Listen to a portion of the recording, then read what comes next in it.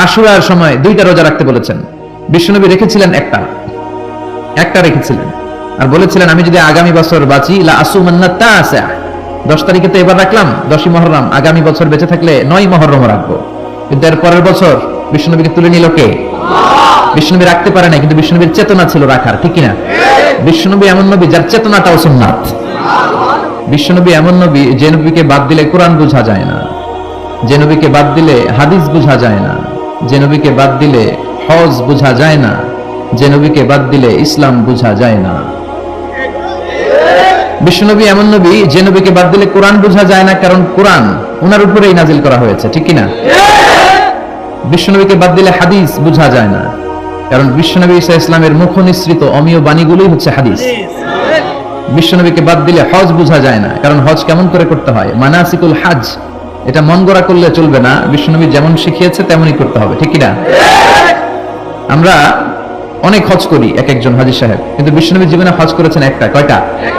উমরা করেছেন 4টা, কয়টা? বিশ্বনবী এমন নবী যে নবীকে বাদ দিলে ইসলাম বোঝা যায় না। উনি এমন নবী, উনি হ্যাঁ বললে শরীয়তের হুকুম হালাল হয়ে যায়। উনি এমন নবী, উনি না বললে শরীয়তের হুকুম হারাম হয়ে যায়। উনি এমন নবী, উনি আঙ্গুল তুললে আকাশের চাঁদ 2 ভাগ হয়ে যায়।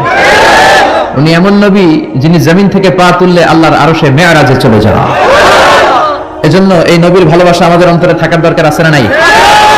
নবীর ভালোবাসার ব্যাপারে কোনো ছাড় নাই।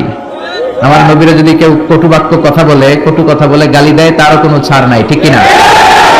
আমাদের কিছু দুর্বল জায়গা আছে, আমি প্রায় বলি কোরআনের বিরুদ্ধে কথা আসলে গোটা মুসলিম বিশ্বের মধ্যে উত্তাল এক ঝড়ো হাওয়া বয়ে যায়। বিশ্বনবীর সুন্নাহর ব্যাপারে কথা বললে আমাদের কলিজায় আগুন ধরে যায়। এজন্য যারা নবীর বিরুদ্ধে কথা বলে তাদের সাথে আমাদের কোনো সম্পর্ক নাই। যারা নবীর বিরুদ্ধে কথা বলে তাদেরকে কোনো সুযোগ আমরা এই বাংলার জমিনে দিতে চাই না, যেরকম, ঠিক কিনা? নবীর বিরুদ্ধে যদি কথা বলা হয় আপনার কলিজায় কি আগুন লাগে? অন্তরে কষ্ট লাগে? কার কার লাগে হাত তুলে আল্লাহর দেখা। আল্লাহ আমাদের তাকবীরকে কবুল করো। বিশ্বনবীর ভালোবাসা আমাদের অন্তরে বাড়িয়ে দাও। বিশ্বনবীর হাতে হাউজে কাউসার যেন আমরা খেতে পারি তৌফিক দাও। বিশ্বনবীর সুপারিশ পেয়ে যাতে জান্নাতি হতে পারি তৌফিক দাও। এজন্য বিশ্বনবীর ভালোবাসা সবার আগে, চিল্লা এখন, ঠিক কিনা? বিশ্বনবী সোমবারে রোজা রাখতেন। আমাদের অনেক মা বোনেরা রোজা রাখতে চায়, তো রাখতে যেয়ে তারা কিছু বেদাত করে ফেলে। যত জায়গায় যতটা সুন্নাহ আছে ওই সুন্নাহ সরাই ফেললে ওই জায়গায় বেদাত ঢুকে, ঠিক কিনা? আমাদের মায়েরা শবে মেরাজের রোজা রাখে। শবে মেরাজের রোজা বলতে শরিয়াতে কোনো রোজা নাই, ঠিক কিনা? বিশ্বনবী যা শিখিয়েছেন তাতে বরকত রহমত বেশি না কম? বিশ্বনবী সোমবার বৃহস্পতিবার রোজা রাখতেন। এজন্য মায়েরা বোনেরা যদি রোজা রাখতে চায় তাদেরকে বলে দিবেন সোম আর বৃহস্পতি রাখবেন। বিশ্বনবী মাসে 3টা স্পেশাল রাখতেন, আইয়ামুল বীদ 13, 14, 15। মা বোনেরা যদি রাখতে চায় এদেরকে বলে দিবেন তারা যেন এই দিনগুলোতে রাখে। তারপরে বিশ্বনবী সাল্লাল্লাহু আলাইহি ওয়াসাল্লাম রমাদান শেষে যে ঈদুল ফিতর হয়, শাওয়ালের প্রথম দিন আমরা ঈদুল ফিতর সেলিব্রেট করি ওয়ার্ল্ড ওয়াইড। ঈদুল ফিতরের পরে শাওয়ালের বাকি 29 দিনের যে কোনো 6 দিন আপনি 6টা রোজা রাখতে পারেন। বিষ্ণু সাল্লাল্লাহু আলাইহি ওয়াসাল্লাম বলেছেন মান সামা রমাদানা সুম্মা আতবাআহু সিত্তাম মিন শাওয়াল কানা কাসিয়ামিদ দাহর। রমজানের রোজা রাখার পরে যে শাওয়ালের 6টা রোজা রাখলো সেজন্য সারা বছর রোজা রাখলো। এগুলো হচ্ছে সুন্নাহসম্মত রোজা, সোম বৃহস্পতি। তারপর জিলহজের প্রথম 10 দিন বিশ্বনবী রোজা রাখতে বলেছেন। আরাফার ময়দানে যেদিন লাব্বাইক আল্লাহুম্মা লাব্বাইক বলে হাজিরা হজ করে ওই দিন রোজা রাখতে বলেছেন। আমরা সুন্নাহ বলতে বিশ্বনবীর কথাগুলোকে বুঝি না। বিশ্বনবীর কথাগুলো সুন্নাহ, বিশ্বনবীর আদেশগুলো সুন্নাহ, বিশ্বনবীর নিষেধগুলো সুন্নাহ। হাত্তাল হারাকাত ওয়াস সাকানাত, তিনি যে নড়তেন এটাও সুন্নাহ। তিনি না নড়ে চুপ হয়ে যে বসে থাকতেন এটাও সুন্নাহ। বিশ্বনবী যে ঘুমাতেন ওইটাও সুন্নাহ। আল্লাহু আকবার। এজন্য বিশ্বনবীর সুন্নাহর উপর বেশি বেশি আমল করতে হবে। রাজি আছেন? সুন্নাহ আমল করলে বেদাত বিদরিত হবে। আল্লাহ সহিহ সমঝ দান করুক। মানুষ এখন অনেক সচেতন, যাচাই বাছাই করে কথা শুনে। আপনি একটা কথা বললে এটা আবার গুগলে সার্চ করে যে হুজুর সহিহ বলল কিনা, না অ্যাটলিস্ট হাসান কিনা, বা অ্যাটলিস্ট দাঈফ হলো একাধিক তুরুক থেকে বর্ণিত হয়ে শক্তিশালী দাঈফ কিনা, নাকি জাল হাদিস মেরে দিছে। এই যাচাই বাছাই দরকার আছে না নাই? যাচাই বাছাই করতে হবে। আল্লাহ আমাদেরকে সহিহ সমঝ দান করুক। পবিত্র আল কোরআন আল কারীমে ব্যক্তির নামে মোট 8 সূরা। কয় সূরা?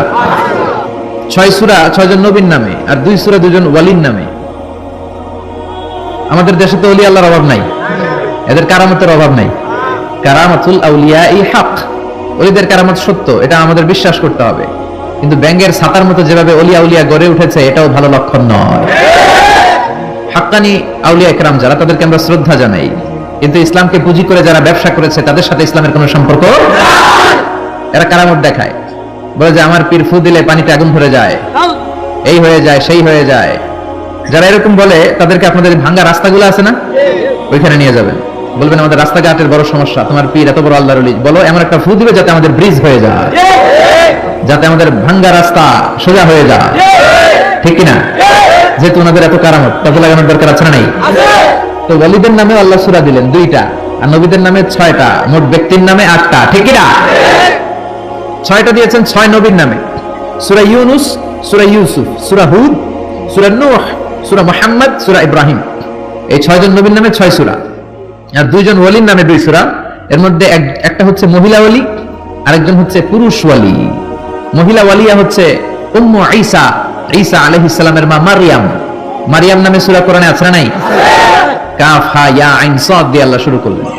আরেকটা হলো পুরুষ ওয়ালি, তিনি হচ্ছেন লোকমান আল হাকিম।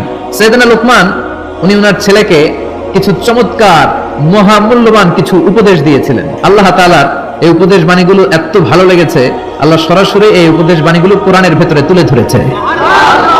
এজন্য বাবা ছেলেকে উপদেশ দিবেন, রাজি আছেন তো?